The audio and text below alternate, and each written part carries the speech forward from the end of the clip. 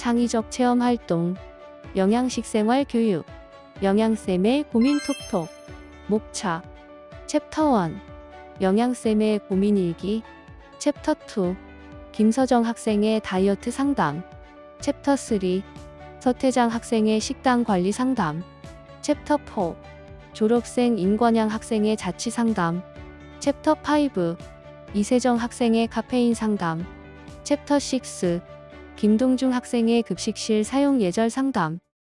나는 요즘 고민이 많다. 학생 희망 급식에 요즘 따라 유독 마라탕, 탕후루, 마라샹궈 등 맵고 짜고 달고 자극적인 식단 신청이 많아졌다. 이대로 괜찮은 걸까? 챕터 1, 영양쌤의 고민일기. 탕후루는 설탕 시럽을 만들어 과일에 코팅을 한 것으로 이 설탕 시럽은 굳어서 마치 사탕과 같이 딱딱해진다. 정말 많은 치과 의사 선생님들이 탕후루가 치아 건강에 치명적이라고 하는데 실제로 탕후루 때문에 치아 손상으로 치과를 찾는 환자들이 많이 늘었다고 한다. 한 포털 사이트 지식인에도 탕후루 때문에 치아 손상을 입은 학생들의 질문이 많이 보인다. 치료한 부위가 손상되어 어금니가 시리다는 학생, 치아가 깨졌다는 학생, 충치가 생겼다는 학생 등. 그런데 탕후루는 치아 건강에만 적신호일까? 탕후루는 당분이 많아 비만을 유발하고 소아 청소년기 제2형 당뇨를 유발할 수 있다. 당뇨는 예전엔 성인 질환의 전유물로 여겨졌는데 이제는 나이 어린 소아 청소년기에도 급증하고 있다. 2009년 유병률이 5.14%였는데 2018년 10.46%라고 한다. 최근의 통계는 확인하기 어렵지만 마라탕, 탕후루 등 건강에 악영향을 미치는 음식들이 10대들에게 유행을 해 아마도 더 심각해지지 않았을까 유추해 볼 수 있다.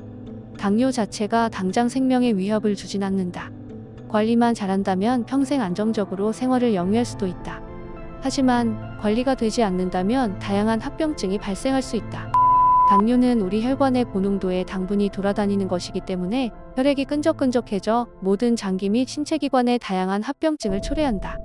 눈에서는 당뇨성 망막증과 함께 심하면 실명까지 이를 수 있다. 뇌 혈관이 막히면 바로 사망까지 이를 수 있다. 과다한 당은 배출되지 못하고 간에서 지방으로 합성되는데 그 과정에서 간에도 지방이 끼는 지방간이 발생한다. 또 암세포는 당을 좋아한다고 한다. 내 몸에 고농도의 당이 돌아다니고 있다는 것은 굉장히 위험한 일이다.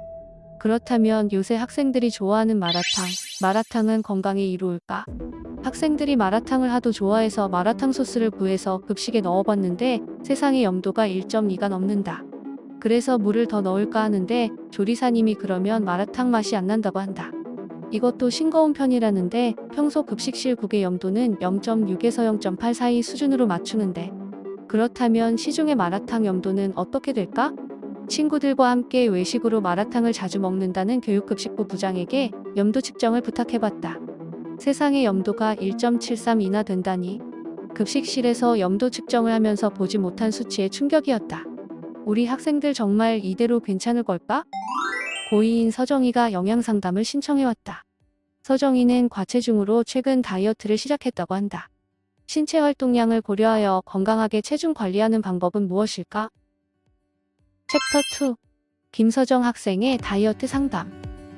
선생님, 여름방학 이후 살이 갑자기 쪄서 다이어트를 하고 싶은데 건강하게 다이어트하는 방법을 알고 싶어요. 요즘 살 빼느라 급식을 잘 안 먹고 있거든요. 서정이와 영양상담 결과 서정이의 키는 160cm, 현재 체중은 62kg, 표준 체중 53.7kg보다 약 8kg 정도 더 나가고 BMI 결과 24.2로 과체중에 해당한다. 서정이의 식습관을 살펴보면 아침은 일주일에 3회 이상 안 먹는다. 점심은 고기류 등 좋아하는 반찬만 먹고 나물이나 샐러드 등 채소 반찬을 싫어한다. 저녁으로는 주로 햄버거, 라면 등 인스턴트 식품을 주로 먹고 야식으로는 떡볶이, 마라탕 등을 시켜 먹는 편이다. 운동 습관은 등하굣길 왕복 1시간 정도 걷는다. 선생님, 다이어트를 건강하게 하는 방법이 궁금해요. 제가 건강검진 결과 과체중으로 나오는데 과체중이나 비만인 상태는 정확히 어떤 걸 의미하는 건가요? 오, 좋은 질문이야. 과체중이나 비만이란 신체 활동에 의해서 소비된 칼로리보다 음식물로 섭취된 칼로리가 더 많은 경우 여분의 칼로리가 지방 조직으로 몸속에 축적되어 신체 내 쌓인 지방질이 정상보다 높은 것을 의미한단다. 그렇지만 체중이 많이 나간다고 모두 비만이라고 할 수는 없고 비슷한 체중이어도 지방보다 근육이 많은 사람은 비만이 아닌 경우도 있지. 그럼 많이 먹는 게 주 원인일까요? 정확한 원인을 알면 체중을 조절하는 데 도움이 될 것 같아서요. 과체중과 비만이 되는 주요 원인으로는 4가지가 있단다. 원인에 대하여 자세히 한번 살펴볼까? 첫째, 유전적 요인으로 부모 한쪽이 비만이면 자녀가 비만이 될 확률은 40%이고 부모 양쪽이다 비만일 경우에는 50에서 70%로 높아지지. 유전에 의한 비만은 지방세포 수가 증가될 뿐만 아니라 지방세포의 크기가 커지는 것의 혼합형으로 그만큼 살을 빼기 힘들단다. 둘째, 과식은 비만의 원인 중 가장 큰 원인으로 지나치게 많이 먹으면 섭취 칼로리가 소비 칼로리보다 많아 남은 칼로리가 몸에 저장되어 지방세포의 중성지방으로 축적되는 것이며 그 결과 살이 찌게 되는 거지. 셋째, 운동 부족.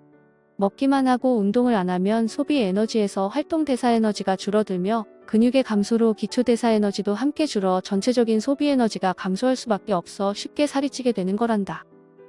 넷째, 스트레스. 현대인의 질병은 많은 경우 스트레스에 의해 발병이 되곤 하지. 급성 스트레스의 경우 식욕이 줄어들게 되고 만성 스트레스에 시달리게 되면 식욕이 오히려 증가하게 되어 과식을 하는 경우가 있어 스트레스가 비만이 원인이 되기도 하는 거야. 저도 아침을 거르다 보니 점심과 저녁에 과식할 때가 많아요. 어떻게 하면 요요 없이 체중을 감량할 수 있을까요? 우선 체중 감량을 위해 목표 열량을 계산하는 방법을 설명해 줄게. 첫 번째, 표준 체중을 구하는 공식이 있단다. 남자는 키를 미터로 환산하여 키 곱하기 21을 해서 계산하고 여자는 키 곱하기 21을 해서 계산하면 표준 체중이 나오지. 비만 여부는 비만도를 판정하는 방법 중 체중과 키로 환산하는 BMI로 주로 판정을 해. 먼저 키를 미터로 환산하여 체중을 키로 나누면 BMI가 산출되는데 정상은 18.5에서 22.9, 과체중은 23에서 24.9, 비만은 25 이상을 말한단다. 두 번째, 내가 섭취할 목표 열량을 계산하는 방법을 알려줄게. 현재 체중 유지를 위해 필요한 하루 섭취 열량은 현재 체중 곱하기 활동에 따른 단위 체중당 열량을 곱하면 되는데 활동에 따른 단위 체중당 열량은 다음 장에서 자세하게 살펴보자. 세 번째, 열량 계산하는 방법으로 일주일에 0.5kg씩 감량을 위해서는 현재 체중 유지를 위해 필요한 하루 섭취 열량에서 500kcal를 줄이는 것이 바람직하단다. 앞에서 언급한 바와 같이 비만도와 활동량에 따른 단위 체중당 곱하는 열량은 체중과다, 비만, 정상, 저체중과 가벼운 활동, 보통 활동, 심한 활동에 따라 현재 체중에 곱하는 숫자가 표와 같이 20에서부터 약 50까지 달라진단다. 서정희는 과체중 62kg에 보통 활동 30을 곱하면 하루 필요한 섭취 열량 1860kcal가 나오네. 서정희의 키와 체중을 대입해서 다시 한번 이해하기 쉽게 설명해 줄게. 우선 서정희의 표준 체중을 공식에 대입해보면 서정희 키는 1.6m이므로 1.6 곱하기 1.6 곱하기 여자는 21을 곱하면 되니 계산하면 53.7kg 정도가 서정희 키에 맞는 표준 체중이란다. 활동량을 보통 정도로 가정하여 표준 체중 53.7kg에 보통 활동량 30을 곱하면 하루에 서정희에게 필요한 열량은 1611kcal야. 그러나 현재 체중 62kg 기준대로 하루에 1860kcal씩 먹게 된다면 지금의 몸무게인 62kg을 유지하게 되겠지. 그래서 표준 체중인 53.7kg으로 체중을 감량하기 위해 건강에 무리가 되지 않는 선인 하루에 500kcal씩 감량해서 1360kcal씩 섭취하게 되면 일주일에 0.5kg씩 감량할 수 있게 된단다. 소아 청소년 성별과 연령별 성장도표인 체질량 지수 100분위 그래프로 보더라도 나이 18세의 체질량 지수 24.2는 연령 대비 과체중에 해당되는 것을 확인할 수 있네. 스트레스를 먹는 걸로 풀다 보니 체중이 급격히 증가한 것 같아요. 앞으로 군것질부터 줄여볼게요. 다이어트를 성공하기 위해서는 무엇보다 균형 잡힌 식습관이 가장 중요하단다. 혹시 식품 구성 자전거에 대해 예전에 배운 내용이 기억나니? 자전거 모양 안에 여러 식품들이 들어있는 모형 말씀하시는 거죠? 그래. 식품 구성 자전거란? 매일 신선한 채소, 과일과 함께 곡류, 고기, 생선, 달걀, 콩류, 우유, 유제품류, 식품을 필요한 만큼 균형 있게 섭취하고 충분한 물 섭취와 규칙적인 운동을 통해 건강 체중을 유지할 수 있다는 것을 표현하고 있지. 학교 급식에서는 남녀 학생 평균 체중을 기준으로 남자는 2,500kcal, 여자는 2,000kcal를 평균으로 2,250칼로리를 3끼로 나누어 점심 한 끼에 약 750kcal 기준으로 플러스 마이너스 10% 정도를 감안하여 약 675kcal에서 825kcal를 주평균으로 계산하여 한 끼 식단을 제공하고 있단다. 또 식판 그림에서처럼 서정이가 좋아하는 고기류만 나오지 않고 건강한 식생활을 위해 여러 가지 식품들을 골고루 식단에 제공하고 있는 거란다. 다음으로는 다양한 식품군별 1인 1회 분량과 1일 권장 섭취 횟수에 대해 살펴보자. 12세에서 18세 남학생은 공유분을 4회, 여학생은 3회 섭취하도록 되어 있지. 공유분 1인 1회 분량으로는 예를 들어 밥 한 공기 210g, 국수 한 대접 90g, 식빵 2쪽 35g이 각각 1회 분량에 해당된단다. 고기, 생선, 달걀, 콩류는 쇠고기 60g, 닭고기 60g, 고등어 70g, 대두 20g, 두부 80g, 달걀 60g 중 남자는 하루 6회, 여자는 4회를 섭취하면 되고, 채소류는 콩나물 70g, 시금치 70g, 배추김치 40g, 오이소박이 40g, 느타리버섯 30g, 1회 분량 중 7회씩 섭취해야 하고, 과일류는 사과, 귤, 포도는 각각 100g이 1회 분량, 참외와 수박은 150g이 1회 분량으로 하루 2회씩 섭취해야 하며, 우유 및 유제품류로는 우유 200ml, 포상 요구르트 100ml, 치즈는 20g 중 2회를 섭취해야 하는 거란다. 앞에서 설명한 여러 식품군 중에서 공복감을 해소할 수 있으면서 살이 찌지 않는 식품군은 어떤 식품일까? 채소군인가요? 그래. 채소군이 공복감을 해소하면서 살이 찌지 않는 식품군이란다. 우리 서정이는 평소에 채소를 얼마나 먹고 있니? 급식에 국밥이 나올 때 김치 정도 조금 먹고 채소나 나물 반찬은 잘 안 먹고 있어요. 앞으로는 공복감을 해소하면서 과식을 방지하고 혈당을 천천히 올려 인슐린을 절약할 수 있도록 채소부터 조금씩 먹어보자. 그리고 식사뿐만 아니라 간식을 선택할 때도 영양 표시를 확인하면서 먹는 게 중요하단다. 주로 간식은 어디에서 구매하니? 저도 그렇고 친구들도 주로 편의점을 이용해요. 편의점에서 간식을 고를 때 무엇을 기준으로 선택하니? 그동안은 맛과 가격 위주로 선택했던 것 같아요. 간식을 고를 때 제품에 표기되어 있는 영양 표시 사항 중 칼로리, 당류, 나트륨 등을 확인하고 고르면 다이어트에 도움이 된단다. 그럼 영양 표시제는 어떻게 확인하면 될까요? 영양 표시제 확인 방법을 살펴볼까? 제품 뒷면에 보면 영양 정보라는 네모 박스가 있단다. 첫 번째로 총 내용량과 칼로리를 확인하면 되고, 둘째로는 총 내용량당, 나트륨, 탄수화물, 당류, 지방, 트랜스 지방, 포화 지방, 콜레스테롤, 단백질이 일일 영양 성분 기준치에 대한 비율 대비 몇 %가 들어있는지 확인해 보렴. 참고로 탄수화물과 단백질은 1g당 4kcal를 내고 지방은 9kcal를 낸단다. 일일 당류는 총 열량의 10% 이내로 섭취하는 것이 좋은데, 예를 들어 2000kcal의 10%는 200kcal이고 당류는 4kcal를 내니 200kcal를 4kcal로 나누면 50g이 일일 당류 섭취량이 되는 거지. 우리 서정이의 목표 열량은 500kcal를 감량한 1360kcal니 1360kcal의 10%인 136kcal를 4로 나누면 서정이가 하루 섭취 가능한 당류는 34g 정도 되겠네.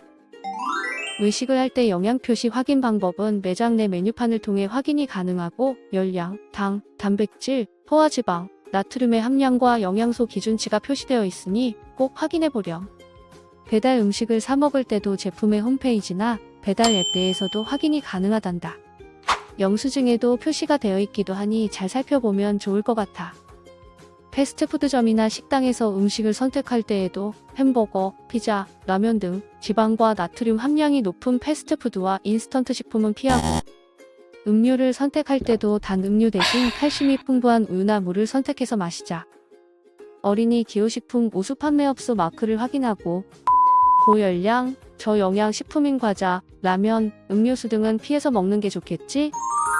서정이의 다이어트 성공 방법을 다시 한번 요약해볼까? 첫째, 달거나 짠 음식 적게 먹고 간식량 줄이기. 둘째, 가공식품보다는 자연식품을 선택해서 먹기. 셋째, 식품을 구입할 때 영양 성분 표시를 반드시 확인하기. 고열량은 피하기. 넷째, 무리한 다이어트보다 일일 500칼로리씩 감량하기. 즉, 식사량의 3분의 1씩 줄이기. 다섯째, 운동하기. 엘리베이터보다 계단 이용하기. 다시 말해, 앞에 배운 대로 하루의 열량을 500kcal씩 감량하면 일주일이면 500g을 감량할 수 있게 되고, 한 달 후면 2kg을 감량하는 효과가 나타나 4개월 후면 표준 체중인 54kg으로 감량할 수 있게 된단다. 서정아, 이젠 건강하게 다이어트하는 방법을 알겠니? 네. 선생님, 오늘 배운 대로 잘 실천해 볼게요. 시간 내 상담해 주셔서 감사합니다. 태장이가 영양상담을 신청해왔다. 태장이는 3학년 남학생으로 근육을 키우며 체대 입시를 준비하고 있다고 한다.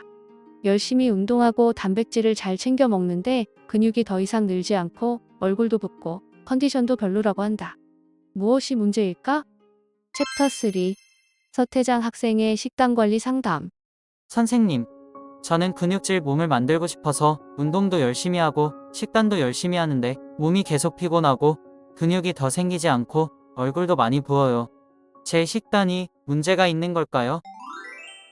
태장이와 영양상담 결과를 통해 태장이는 마른 근육질 체형으로 키 176cm, 체중 56kg로 BMI를 봤을 때 저체중에 해당한다.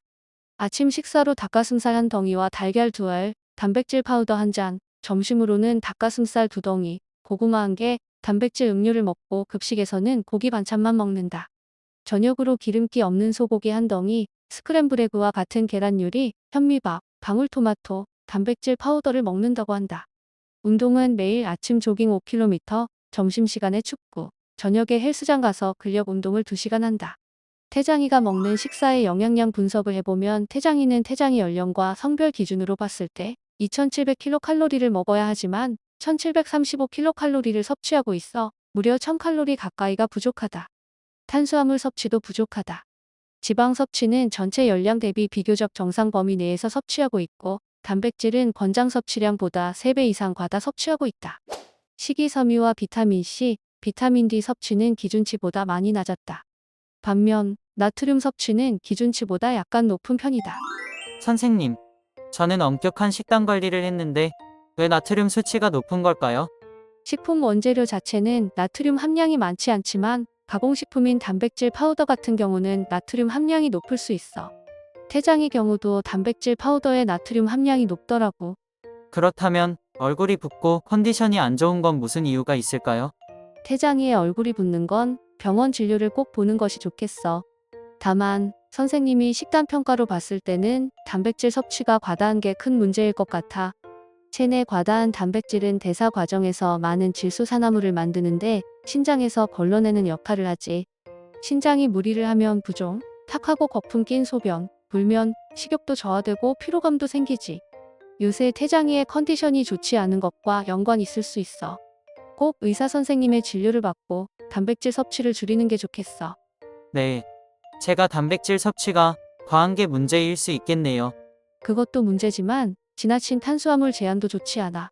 지나치게 탄수화물을 제한하면 신체 기능을 유지하기 위한 에너지를 어디서 뺏었을까? 체내 지방이나 근육에서 뺏었을 수밖에 없겠지? 그래서 태장이의 근육이 더 늘지 않을 확률이 커. 그건 몰랐어요. 지나친 탄수화물 제한은 오히려 근육 형성에 방해가 되는군요. 괜찮아, 지금부터 양을 늘리면 되지. 그리고 태장아, 채소나 과일 섭취가 너무 적어. 그래서 식단에 식이섬유, 비타민C, 비타민 D 섭취가 부족해. 이 영양소들은 몸에서 항산화 기능을 해주기 때문에 여러 성인 질환을 예방해주고 피로감을 덜어주기도 하지. 아마 태장이의 컨디션이 좋지 않은 것도 채소, 과일 섭취가 적은 게 원인일 거야. 저는 나름대로 건강 생각해서 챙긴다고 챙겼는데 부족한 점이 많았네요. 그렇다고 너무 의기소침해하지 말고 지금 식단에서 조금만 수정하면 태장이의 식단은 아주 훌륭해. 선생님과 함께 식단을 다시 구성해볼까? 네. 선생님, 감사합니다. 만 18세 남자의 에너지 필요 추정량은 2700kcal이지만 한꺼번에 먹는 양을 늘리기 어려울 수 있으므로 단계적으로 늘리도록 하자. 채소 섭취를 늘리는 건 컨디션 회복에 매우 중요해. 또 단백질 파우더나 음료를 먹지 않아도 식단만으로 태장이에게 필요한 만큼의 단백질 섭취가 가능해. 내가 얼마만큼의 단백질을 먹어야 하는지 궁금하다고? 자신의 체중의 1.5g을 곱해봐. 태장이는 84g의 단백질 섭취가 필요하지. 반면 활동량이 적은 학생들이라면 본인 체중의 1.0에서 1.2g만 곱해도 충분해. 채소와 과일 섭취를 늘리기 위해 매 끼니마다 과일이나 채소를 꼭 넣어주자. 모든 식품군은 같은 군 내에서 바꿔서 먹을 수 있어. 식품 구성 자전거를 보면 알 수 있지. 곡류군은 같은 곡류군 안에서 고기 생선 달걀 콩류는 같은 고기 생선 달걀 콩류 안에서 채소류는 같은 채소류 안에서 얼마든지 바꾸어 먹을 수 있다는 걸 기억해야 해. 그렇다면 다시 식단을 자세히 살펴볼까? 아침으로 단백질군인 달걀과 식이섬유가 풍부한 사과, 고구마, 그리고 목이 막힐 수 있으니 성장기 청소년에게 꼭 필요한 우유를 한 개 먹도록 하자. 급식을 먹기 전 간식으로 바나나와 두유를 한 개 먹도록 하자. 아침 식사를 더 넉넉히 먹어도 좋지만 한 번에 많은 양의 음식을 갑자기 증가시키기는 어려우니 간식으로 틈틈이 챙겨 먹는 게 좋아. 그리고 점심으로는 급식을 먹도록 해. 대신에 급식에 나오는 샐러드나 나물 같은 채소 반찬을 먼저 먹어봐. 이런 채소 반찬에는 식이섬유가 많이 있어서 우리 몸에서 바로 흡수되지 않아 혈당을 천천히 올리는 작용을 해. 그래서 밥을 먹을 때는 늘 채소 반찬을 먼저 먹고 다음으로 단백질 반찬, 마지막으로 밥을 먹는다면 혈당이 급격하게 오르는 걸 방지해서 다이어트에도 도움이 되고 당뇨 예방에도 도움이 돼. 급식을 먹고 오후 간식으로 빵과 우유를 한 개씩 섭취하고 저녁으로는 닭가슴살 포케를 만들어 먹어보자. 닭가슴살 포케를 어떻게 만들어야 하는지 모르겠다고? 아주 간단해. 요즘 간편하게 먹을 수 있도록 삶은 닭가슴살을 많이 팔지. 그 닭가슴살을 전자레인지나 물에 데운 후 얇게 썰어보자. 또 집에 있는 채소 아무거나 먹기 좋은 작은 크기로 써는 거야. 같은 식품군 내에서 얼마든지 바꾸어 먹을 수 있다고 했지? 그렇다면 이제 소스를 만들어 보자. 너무 짜거나 달면 안 되니까 저염간장 3큰술, 올리브유 3큰술, 식초 3큰술, 말룰로스 1큰술, 다진 마늘 2분의 1큰술을 넣어서 잘 섞어주면 돼. 그릇에 닭가슴살과 채소, 현미밥을 올리고 소스를 골고루 부으면 완성. 참 쉽지? 드레싱 만들 때 계량을 해서 만들었는데 계량법에 대해 간단히 말해줄게. 한 컵은 200ml를 얘기해. 우리가 보통 자판기에서 커피를 뽑을 때 나오는 작은 종이컵 한 개가 200ml야. 그렇다면 이번엔 태장이가 즐겨 먹는 닭가슴살. 태장이는 닭가슴살을 구매할 때 어떤 것을 기준으로 해서 구매하니? 저는 편하게 바로 전자레인지에 돌려 먹을 수 있는 제품을 구매하는 것 같아요. 사용자가 쉽게 먹을 수 있도록 편리한 제품을 구입하는 건 좋지. 그와 더불어 동물복지 무항생제 인증마크 제품을 구입하는 건 어떨까? 동물복지, 무항생제 인증마크요? 들어는 봤어요. 동물복지 인증마크는 이렇게 생겼어. 동물복지란 동물이 본래 습성 등을 유지하면서 정상적으로 살 수 있도록 동물복지 기준에 따라 관리하는 축산 농장에 인증하는 제도를 말해. 무항생제 인증마크는 이렇게 생겼어. 무항생제 축산물은 항생제, 합성항균제, 호르몬제가 첨가되지 않은 사료를 급여하면서 엄격한 인증 기준을 지키며 생산된 축산물을 말해. 이런 항생제, 합성항균제, 호르몬제가 첨가되지 않았다면 우리 건강에도 당연히 더 이롭겠지? 그리고 샐러드에 들어가는 채소는 가급적 유기농 인증이나 무농약 인증을 받은 제품을 구입하는 것이 건강에 더 좋단다. 아, 유기농 많이 들어봤어요. 유기농 인증은 이렇게 생겼어. 유기농 인증은 농산물 재배 시 화학 비료, 농약, 제초제 모두를 3년 이상 사용하지 않은 땅에서 재배한 농산물에 주어지는 인증이지. 무농약 인증은 이렇게 생겼어. 농약과 제초제는 사용하지 않지만 화학 비료는 기준치의 3분의 1 이하로 사용했을 경우 주어지는 인증이지. 하지만 마트에 유기농이나 무농약 인증을 받은 제품이 없다면 너무 고민하지 말고 일반 농산물을 구입해도 좋아. 대신에 세척을 더 꼼꼼히 하면 돼. 상추 등 잎채소는 흐르는 물에 세척하는 것보다 물을 받아 담궈놓고 세척하는 것이 농약이나 이물 제거에 더 효과적이야.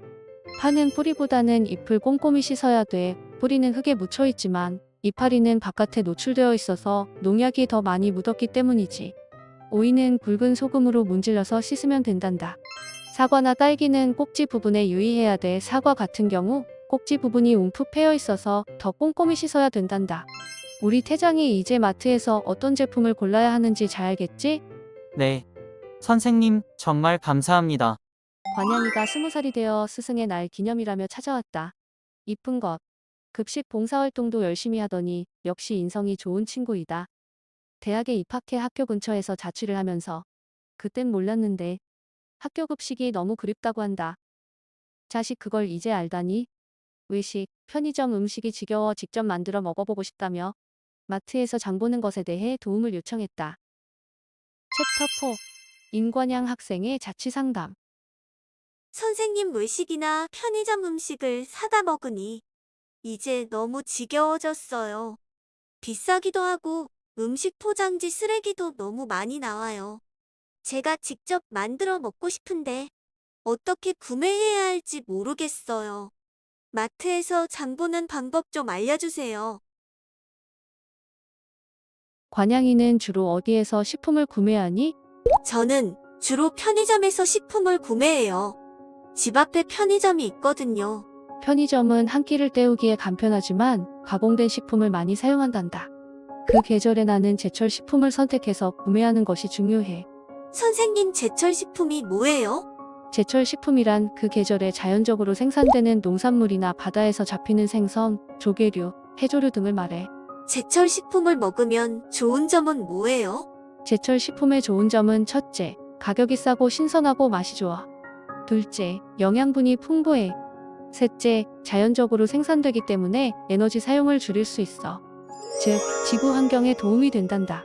제철 식품은 봄에는 봄동, 유채, 꽃게, 주꾸미가 많이 난단다. 여름에는 오이를 비롯해 수박, 참외 등 많은 과일이 생산되고 가을에는 우엉, 고구마, 포도, 전어가 제철이야. 겨울에는 당근이나 섬초 시금치, 감귤, 한라봉, 동태, 물미역 등이 많이 난단다. 예를 들어 시금치는 사계절에 나는 시금치와 겨울철 시금치로 나눌 수 있어. 우리가 일반적으로 사계절 내내 볼 수 있는 시금치는 잎이 얇고 길이가 길단다. 겨울철 시금치는 섬초, 포항초가 있어. 섬초는 옆으로 퍼져서 자라고 잎이 두껍고 식감이 좋아 생으로 먹을 수 있어. 포항초는 뿌리가 붉고 길이가 짧아 맛과 향이 진해. 아, 그렇군요. 그렇다면 그 계절에 나오는 식품을 알아두면 좋겠네요. 그럼 제철 식품에 대해 알아봤으니 이제 본격적으로 마트에서 식품을 구입하는 방법을 알아볼까? 식품은 크게 농산물, 수산물, 축산물, 가공품 총 4가지로 나눌 수 있어. 농산물과 수산물은 제철에 나는 신선한 것을 구입하면 돼. 수산물인 생선을 구입할 때는 손으로 눌렀을 때 살이 단단하고 눈과 아가미가 선명한 것이 좋아. 신선도를 확인 후 손질해서 소금을 뿌려 가져오면 편하게 요리할 수 있어. 좋은 방법이네요. 저는 평소에 생선을 좋아하는데 손질하지 못해서 선뜻 사지 못했거든요. 관양이는 마트에서 고기를 구입해 본 적이 있니? 주로 어떻게 구입해? 저는 시식 코너에 있는 고기를 주로 구입했던 것 같아요. 먹어보면 맛있어서 사고 싶어지더라고요. 마트는 시식 코너에서 맛을 보고 식품을 살 수 있어 편리하지. 고기를 구입할 때는 내가 만들어 먹을 요리의 용도에 맞게 부위를 선택하는 것이 중요해. 고기 부위별로 조리 방법이 다르다니 신기해요. 소와 돼지는 그림과 같이 부위가 나누어져 있어. 굽기는 앞다리, 설도, 가슴살, 안심, 채끝, 삼겹살 부위를 사용해. 볶기는 앞다리, 뒷다리, 우둔, 가슴살, 안심을 사용해. 끓이기는 앞다리, 사태, 양지를 사용해야 국물이 잘 우러나고 고기가 부드러워. 그럼 내가 만들어 먹을 요리를 먼저 정하고 부위를 선택해서 구입을 하는 것이 좋겠네요. 혹시 마트에 진열된 달걀을 자세히 본 적이 있니? 달걀에 뭔가 숫자가 있었던 것 같아요. 그게 뭔지는 잘 몰라요. 달걀 표면에 문신이 새겨져 있는데 이것을 난각 번호라고 해. 난각 번호가 뭐예요? 달걀 난각 번호란 산란일자, 생산농장, 닭의 사육 방식을 소비자들이 알 수 있도록 10자리 코드를 달걀 껍데기에 표시한 거야. 앞에 4자리는 산란일자이고 중간에 5자리는 생산자 보유번호야. 가축사육 허가 등록증에 기재된 보유번호를 나타내지. 마지막 숫자 1자리는 닭이 자란 환경을 뜻해. 1에서 4까지 표시한단다. 좀 생소하지? 자, 그럼 닭의 사육 환경 번호에 대해 알아볼까? 여기서 얘기하는 닭은 산란개야. 산란개는 고기로 사용하는 닭이 아닌 알을 낳는 닭을 말해. 숫자 1은 방사로 자유롭게 풀어서 키우는 것이고 숫자 2는 평사로 축사 바닥에서 키우는 거야. 숫자 3은 개선된 케이지에서 키우는 것인데 좀 더 넓은 케이지라 생각하면 돼. 마지막으로 숫자 4는 기존 케이지로 좁은 닭장에서 키우는 것이란다. 닭이 자라는 환경이 이렇게 다른지 몰랐어요. 관양이는 편의점에서 주로 어떤 식품을 구입해봤니? 저는 컵라면, 삼각김밥, 핫바 등 간편하게 먹을 수 있는 것들을 구입해요. 가공식품들을 주로 구입하는구나. 가공식품을 구입할 때 꼭 식품 표시 사항을 확인해야 해. 선생님, 그럼 식품 표시는 주로 어떤 것들을 확인해야 할까요? 식품 표시를 확인할 수 있는 몇 가지를 알려줄게. 유통기한은 소비자에게 판매가 허용되는 기한이고 소비기한은 보관 방법을 지켰을 때 안전하게 섭취할 수 있는 기한이야. 실온, 냉장, 냉동 등 보관 방법도 표시되어 있어. 원산지 정보는 농수산물 원료의 원산지가 국산인 경우 국산 또는 국내산으로 표기할 수 있단다. 식품 포장지에서 식품 표시 사항들을 확인할 수 있어. 소비기한, 원산지, 보관 방법 등이 표시된 것이 보이니? 제품마다 표시하는 위치가 조금씩 다르니 잘 살펴봐야 한단다. 모든 식품을 구입할 때는 과대 포장되어 있거나 일회용으로 포장되어 있는 식품은 피하는 게 좋아. 그 이유는 관양이도 잘 알고 있겠지? 포장하지 않은 농수축산 식품을 많이 판매하는 재래시장을 이용하는 것도 좋은 방법이야. 네, 선생님. 환경을 생각하는 마음으로 쓰레기 배출량을 줄이자는 말씀이시죠? 선생님 말씀대로 집 앞에 있는 재래시장을 방문해봐야겠어요. 역시 관양이는 환경을 사랑하는 마음도 예쁘구나. 선생님 덕분에 식품을 구입하는 방법을 잘 알게 되었어요. 이제부터 자취방에서 건강하게 음식을 만들어 먹어야겠어요. 히히. 그래, 앞으로는 편의점에서 간편식을 먹는 횟수를 줄이고 마트나 재래시장에서 재료를 구매해서 직접 만들어 먹어보렴. 네, 안 그래도 자취하면서 로망이 음식을 해 먹는 거였는데 이제 자신감이 생겼어요. 식품은 구입뿐 아니라 남은 것을 처리하는 것도 매우 중요해. 선생님이 식품을 잘 관리할 수 있는 팁 몇 가지 알려줄게. 첫째, 먹을 만큼만 준비해서 남기지 않기. 둘째, 냉장고 잘 정리하기. 채소류는 물기 제거 후 키친타월로 감싼 후 밀폐하여 보관하는 것이 좋아. 이때 꼭지, 뿌리를 제거하지 않는 것이 더 오래 보관할 수 있어. 달걀은 씻지 말고 뚜껑 있는 용기에 넣어 냉장 보관해야 해.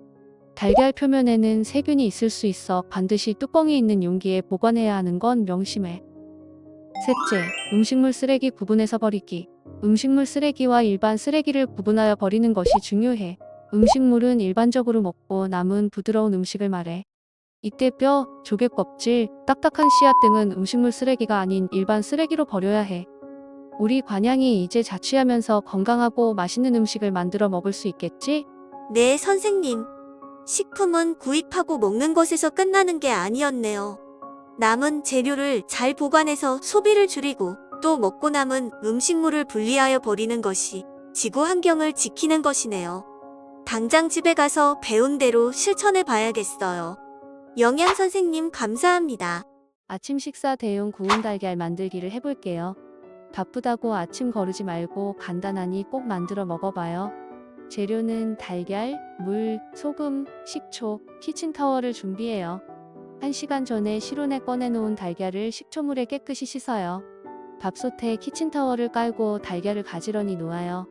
소금물을 넣고 취사 버튼을 눌러요. 이렇게 2번 반복해요. 짜잔, 쫄깃쫄깃한 구운 달걀이 완성되었어요.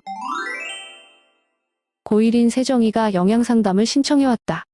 세정이는 1분 1초라도 더 열심히 공부하기 위해 졸릴 때마다 에너지 드링크를 하루에 3잔씩 마신다고 한다. 그런데 요즘 들어 공부에 집중도 안 되고 가슴이 두근거리고 현기증이 난다고 했다. 무엇이 문제일까? 챕터 5. 이세정 학생의 카페인 상담.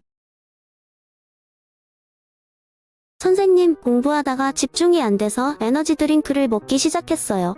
처음에는 괜찮아서 공부하다 졸릴 때마다 에너지 드링크를 먹었는데 요즘 들어 머리가 아프고 가슴이 두근거리고 오히려 더 피곤함을 느껴요. 왜 그럴까요? 선생님, 저 요즘 왜 그럴까요? 세정이가 요즘 에너지 드링크를 많이 먹는구나. 에너지 드링크에 들어있는 식품 첨가물인 카페인 때문에 그럴 거야. 카페인 얘기는 많이 들었는데 정확한 정의를 모르겠어요. 카페인은 커피나무, 차잎, 코코아 콩, 콜라나무 열매, 과라나 등에 함유된 각성 성분으로 세정이가 먹는 에너지 드링크나 커피에 많이 들어있어. 카페인 때문에 잠이 잘 안 오는 건가요? 맞아. 카페인은 일시적으로 정신을 맑게 하고 기억력, 판단력, 지구력을 증강시켜주기 때문이야. 선생님, 그럼 카페인은 공부할 때 집중에 좋은 거 아닌가요? 하지만 일시적일 뿐. 많이 먹으면 부작용이 생긴단다. 카페인의 부작용에 대해 알아볼까? 첫 번째, 뇌가 각성되어 집중력이 잠시 향상될 수 있지만 카페인을 많이 섭취하면 눈이 피로하고 불면증이 올 수 있어. 두 번째, 카페인을 많이 섭취하면 영양소의 흡수를 방해해. 즉, 철분의 흡수를 방해해서 빈혈을 유발하고 칼슘의 흡수를 방해해서 성장을 저해시키지. 세 번째, 카페인을 많이 섭취하면 심장박동을 증가시켜서 가슴이 두근거리고 불안을 느끼며 혈압이 상승할 수 있어. 부작용이 엄청 많네요. 그래서 제가 가슴이 두근거리는 증상을 느꼈나 봐요. 우와, 카페인의 부작용이 이렇게 많을 줄이야. 선생님, 그럼 에너지 드링크를 아예 먹으면 안 되나요? 아니, 그렇지 않아. 세정이의 카페인 적정 섭취량을 알고 고카페인 음료만 주의하면 돼. 그럼 이제 청소년의 카페인 적정 섭취량에 대해 알아볼까? 청소년의 카페인 최대 섭취권 고량은 1kg당 2.5mg이야.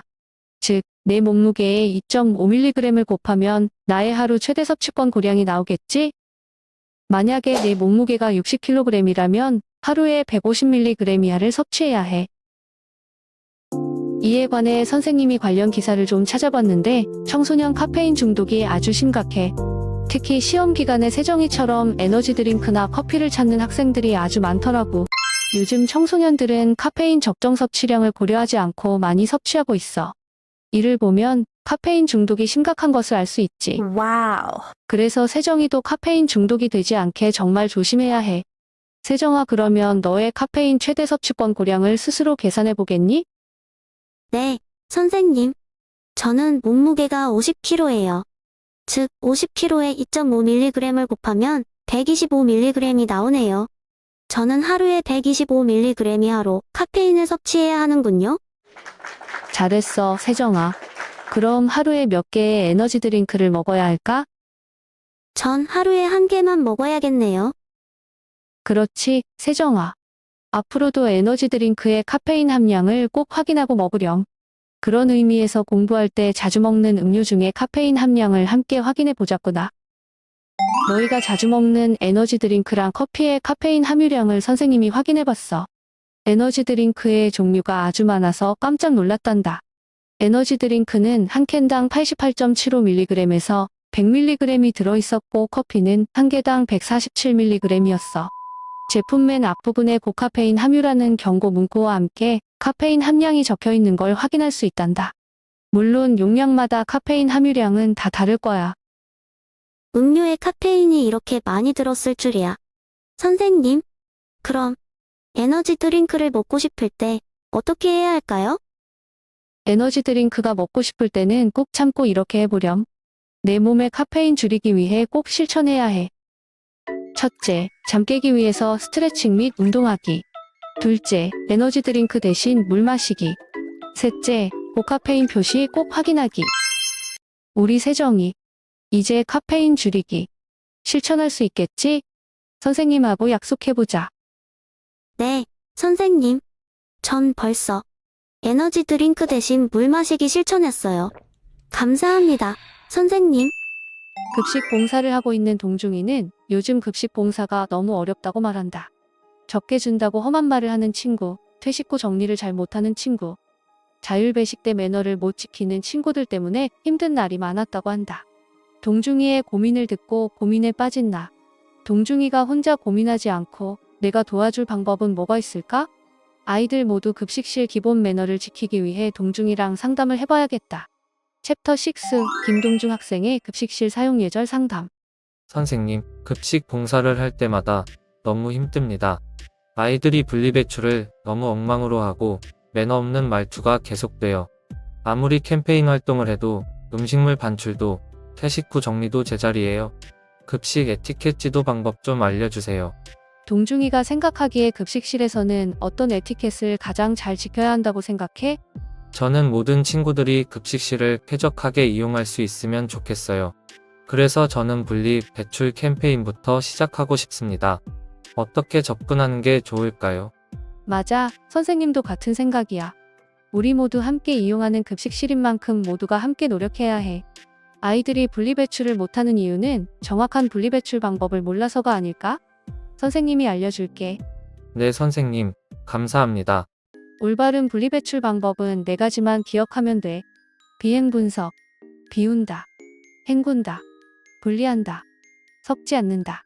그렇지만 급식실에서는 헹굴 수가 없으니까 음료수나 보조식은 깨끗하게 비워먹고 남겨야 하면 식판에 부어 빈통으로 만드는 게 중요해. 다음은 분리한다. 어떻게 분리하고 섞지 않는지 알려줄게. 첫 번째, 일반 쓰레기와 음식물 쓰레기는 앉은 자리에서 미리 분리해서 나오도록 하자. 줄이 밀려 있는데 퇴식대 앞에서 분리수거를 하면 민폐가 되겠지? 두 번째, 일반 쓰레기는 마련된 일반 쓰레기통에 분리해서 버리자. 세 번째, 막대기, 후식 껍질 등도 따로 분리해야 하겠지? 네 번째, 아까 페트병을 분리했던 것처럼 음료 껍질 위에 비닐이 있는 음료컵은 비닐과 컵을 완벽히 분리해서 버려야 해. 컵을 쌓을 때는 사진처럼 차곡차곡 정리해서 쌓아줘야 해. 동중이 복습 한번 해봐야지. 뚜껑과 플라스틱 빨대는 모두 분리하여 플라스틱류의 생수병의 라벨은 비닐류에 버리고 페트병을 플라스틱으로 분리해요. 맞죠? 역시 우리 급식실 에이스 동중이야. 아주 좋아. 저 이제 제대로 캠페인 할 수 있을 것 같아요. 좋아. 동중아.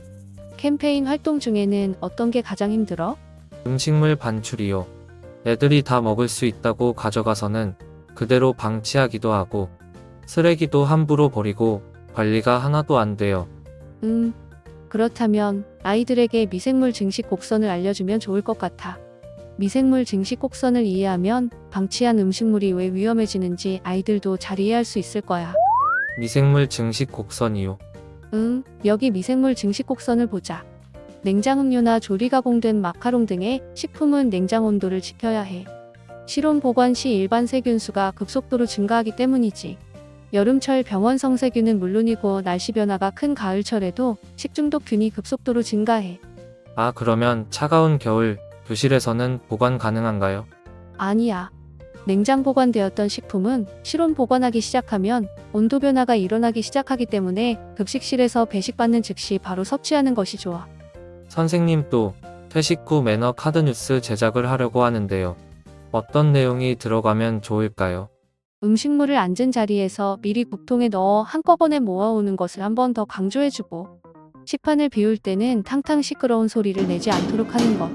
후식은 들고 나가 강당이나 체육관, 운동장 등 아무 곳에나 버리지 않는 것. 수저나 젓가락을 절대 휘지 말 것. 식사하면서 너무 큰 소리로 떠들지 않기. 동중이는 배식 봉사하거나 교육급식부 활동하면서 넣고 싶은 얘기 없었어? 자율 배식대에서는 먹을 만큼만 가져가고 급식 봉사 아이들에게 더 달라고 이야기할 때는 매너 있게 이야기하는 거요. 좋아. 그 내용을 함께 넣어서 카드 뉴스를 제작하면 좋을 것 같아. 재미있는 문구를 공모해서 제작해보는 것도 좋겠다. 선생님 상담한 내용들로 카드 뉴스 제작했어요. 이 카드 뉴스들로 배식대 옆이랑 식당 입구, 출구에 게재하고 캠페인 진행할게요. 고민 상담해 주셔서 감사합니다.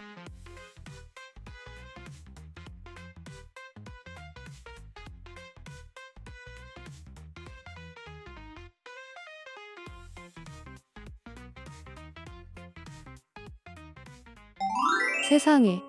한 달 후 서정이, 태장이, 관양이, 세정이, 동중이 모두가 감사 편지를 보내왔다. 눈물이 나올 것만 같다.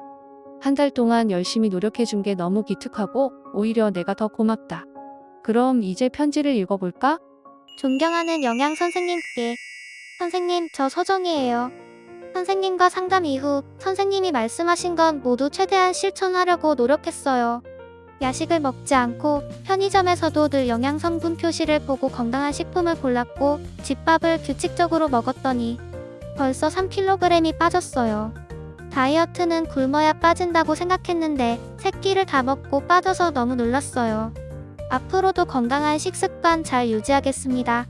선생님, 정말 감사해요. 영양 선생님께. 선생님, 퇴장이에요. 선생님 말씀하신 대로 일단 제 몸이 붓고 피곤한 증상으로 병원에 가서 진료를 받았더니 염증 수치도 높고 부종도 있는 것 같다고 하시더라고요. 그래서 단백질 파우더 섭취는 중단했고 식품으로만 단백질 섭취를 하고 있어요. 탄수화물 섭취도 늘렸고요. 그랬더니 근육량이 늘었어요. 오늘 다시 병원에 갔더니 염증 수치도 정상으로 돌아왔다고 하더라고요. 선생님과 상담하지 않았더라면 몸이 계속 나빠졌을 것 같아요. 정말 감사합니다. 앞으로도 저 잘 부탁드려요. 선생님도 늘 건강하세요. 사랑하는 영양 선생님께. 선생님, 저 반양이에요. 스승의 날이라 감사 인사를 전하러 간 거였는데 오히려 제가 또 선생님의 도움을 많이 받게 되었어요. 학교 다닐 때부터 잘 챙겨주셔서 너무 감사합니다. 요즘 제철 음식을 먹으며 더 건강해졌어요. 제철 식품은 신선하고 가격도 저렴해 너무 만족하고 있어요. 또 알려주신 방법으로 냉장고를 정리하니 냉장고를 열 때마다 뿌듯해서 더 자주 요리를 해먹는 것 같아요. 선생님, 건강하세요. 또 찾아뵐게요. 임관양 울림. 우리 학교 최고 미녀? 영양 선생님. 선생님, 저는 이세정입니다. 선생님 조언으로 항상 영양 표시제를 보며 카페인이 들어있지 않은 음료만 구매해서 먹었어요. 처음에는 좀 힘들었어요. 더 피곤한 것 같기도 하고, 졸리기도 하고, 그런데 익숙해지니 이제 머리가 무거운 느낌이 없고, 두통도 사라지고 오히려 정신이 맑아진 기분이 들어요. 덕분에 이번 시험 기간에 성적도 오른 거 있죠? 선생님, 항상 감사해요. 사랑합니다. 세정이 드림. 영양 선생님께. 선생님, 저 동중이에요. 급식 도우미를 하며 은근히 스트레스를 많이 받았었는데 요즘에는 선생님이 말씀해 주신 대로 분리배출을 홍보했더니 급식실이 많이 깨끗해진 것 같아 너무 뿌듯해요. 친구들이 앞으로도 계속 급식실 예절을 잘 지킬 수 있도록 선생님과 함께 저희도 더 노력할게요. 늘 맛있는 급식과 저희가 쾌적하게 급식을 먹을 수 있도록 힘써주셔서 감사합니다. 동중이 의임.